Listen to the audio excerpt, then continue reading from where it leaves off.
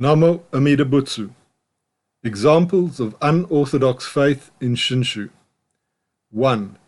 The Nirvana Sutra teaches that all sentient beings have Buddha nature within themselves.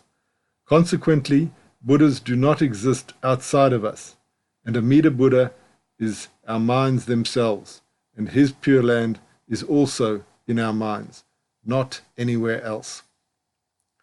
This refers to Amida in mind only, or Pure Land in one's own mind. Please refer to the following sections of A Standard of Shinshu Faith.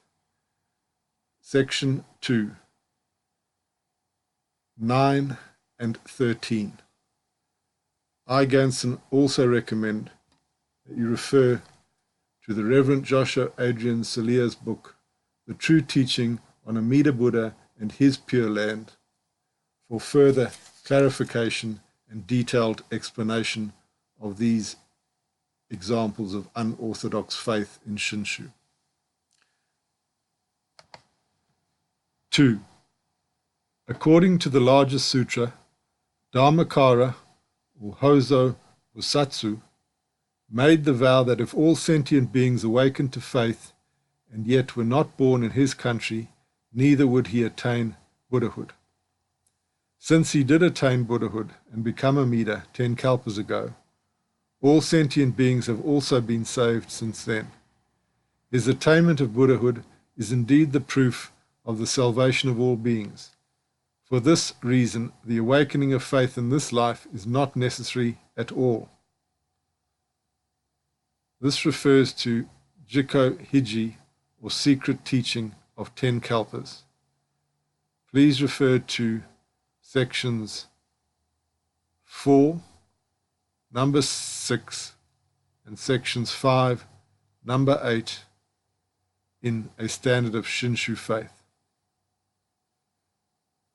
From this distortion of the 18th vow, the following misunderstanding may also arise.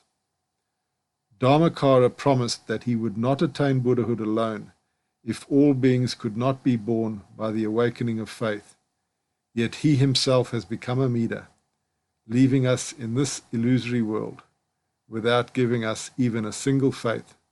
Is it not unfair? 3. Zenjishiki, or a good personal teacher, is of supreme importance for the awakening of faith. Now I have attained faith through a certain teacher. He is the only good teacher because he gave me faith. Those who follow other teachers do not have true faith. This refers to faith in a personal teacher. Please refer to section 6, section 5, number 6 in A Standard of Shinshu Faith. 4. In Shinshu, the vow and the name should not be mixed up.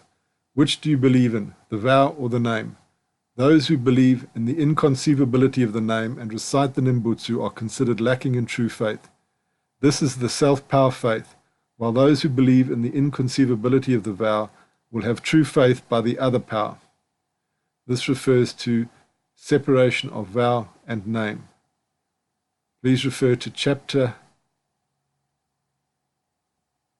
11 of the Tanisho and Standard of Shinshu Faith, section 4, number 8, number 9, and number 10. 5. Amida promised to save all beings, even the most wicked person, without any hesitation. Such is Amida's absolute compassion. Therefore, it is permissible to say that we may commit any evil that we wish to. Amida will be responsible for all our deeds. This refers to committing evils not being wrong or excessive reliance upon the vow. Please refer to Standard of Shinshu Faith, section 4, number 6, number 11, number 12. 6. Although Amida promised to save all, without discrimination between wise or ignorant, good and evil, he may still hesitate to receive such ignorant and evil persons like us. Therefore, We must try to be wise and good, so that he will be sure to save us. This refers to necessity of intelligence and goodness. Please refer to chapter 13 of Tanisho and refer to Standard of Shinshu Faith, Section 1, Number 3, Section 2, Number 4, Section 4, Number 12. 7. Amida proclaimed the 10 utterances of the Nembutsu in the 18th vow. Honen also called this vow the vow of birth by the Nembutsu. On the basis of this, we can say that the utterance of Amida's name is the condition for birth in the Pure Land. This refers to the utterance of his name being the true cause.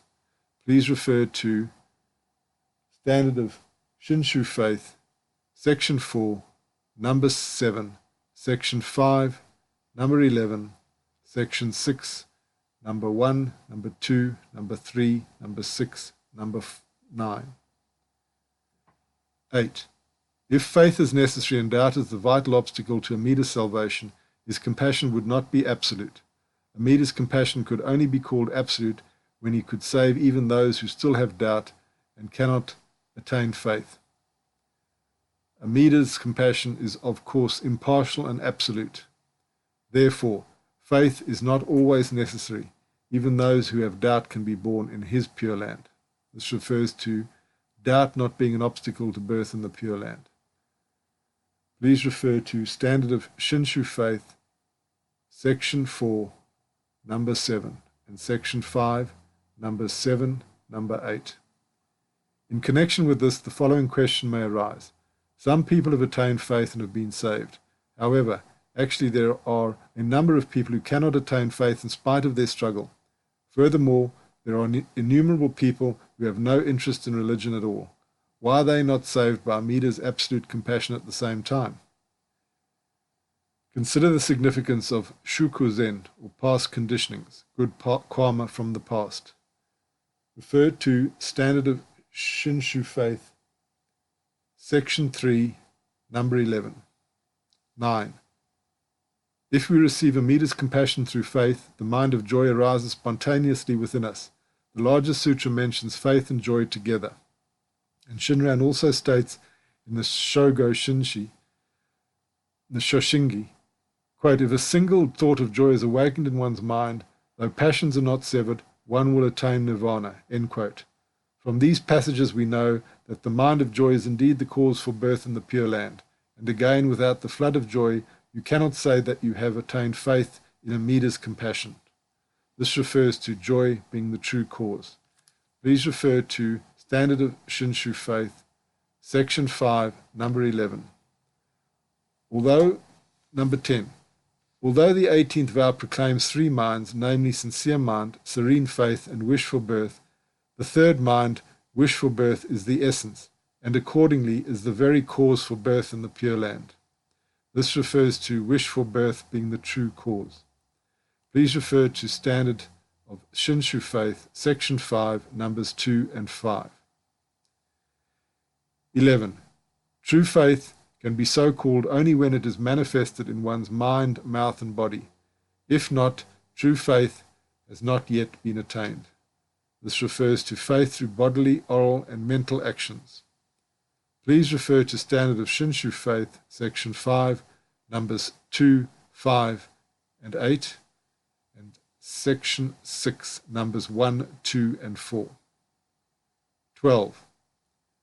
Everyone should know definitely when and where he has attained the awakening of faith. Without knowing the first instant of the awakening of faith in time and place, he cannot be considered to have attained true faith. This refers to awareness of the first instant of faith being necessary. Please refer to Standard of Shinshu Faith, Section 5, Number 1. 13. Of the twofold profound conviction, or Nishu Jinshin, that is the profound insight into the depth of human nature, or Shinki, and through comprehension of Amida's compassion, or Shinbo, the first is the indispensable step to the second conviction, and therefore is the cause for birth in the Pure Land, and this first conviction should be attained by self-power. This refers to insight into humans' true nature being the cause, or insight into human's true nature to be attained by the self-power. Please refer to Standard of Shinshu Faith, Section 5, numbers 13 and 14. 14. In Shinshu, it is vitally necessary to deepen the fear of our own sins until we really feel that we are destined to hell. This extremely deepened insight into sinfulness is indeed the state of faith, and is the cause of birth in the Pure Land. This refers to secret teaching of awareness of sinfulness, or faith of lamenting oneself.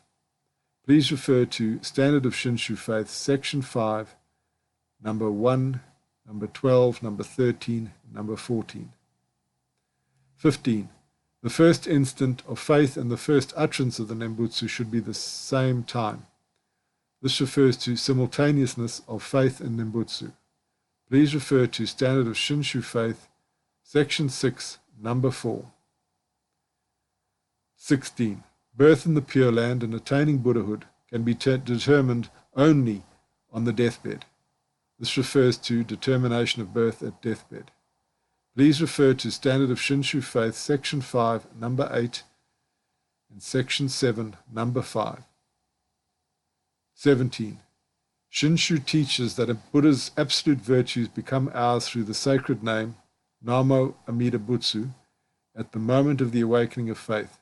Because of this teaching, we can realize Buddhahood in this life by the other power. This refers to teaching of attainment of nirvana in this life. Please refer to Standard of Shinshu Faith, Section 7, number 4.